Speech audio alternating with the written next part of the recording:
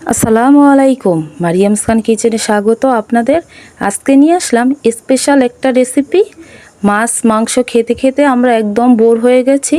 এই ভর্তা যদি থাকে তাহলে প্লেটের ভাত এক নিমিষেই শেষ হয়ে যাবে। এখানে আমি গোটা গোটা 5টা রসুন নিয়েছি, এটা ছাড়িয়ে নিচ্ছি কোষগুলো।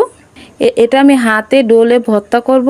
পাটা বাটা ঝামেলা ছাড়াই ঝটপট হাত ডলে ভর্তাটা বানাতে পারবেন।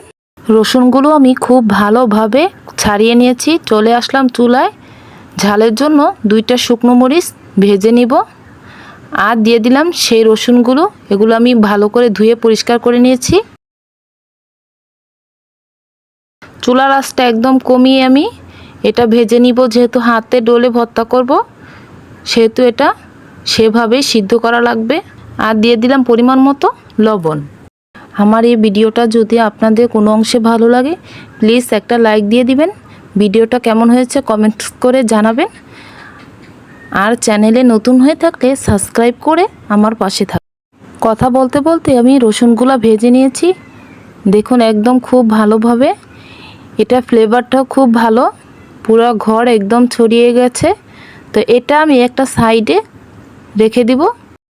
এখানে আমি বড় সাইজের একটা পেঁয়াজ নিয়েছি, এটা হালকা করে ভেজে নিব।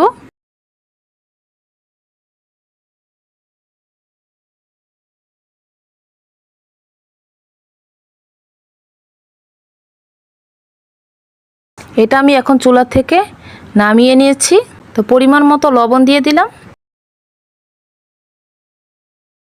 আর দিয়ে দিলাম ধনিয়া পাতা কুচি। তো ভালোভাবে মুথে নিচ্ছি।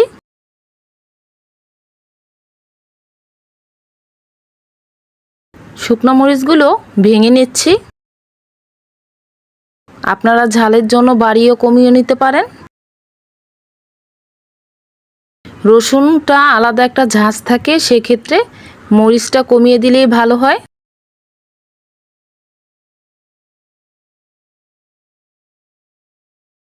সবগুলোর সাথে খুব ভালোভাবে মাখিয়ে নিচ্ছি। মাখানোটা আমার একদম হয়ে গেছে। এর ভিতর আমি 2 টেবিল চামচ সরিষার তেল দিয়ে দিলাম।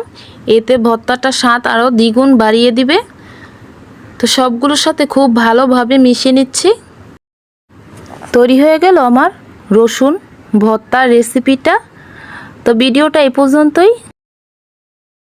অন্য একটা ভিডিওতে দেখা হবে। ততক্ষণ ভালো থাকবেন, সুস্থ থাকবেন। আল্লাহ হাফেজ।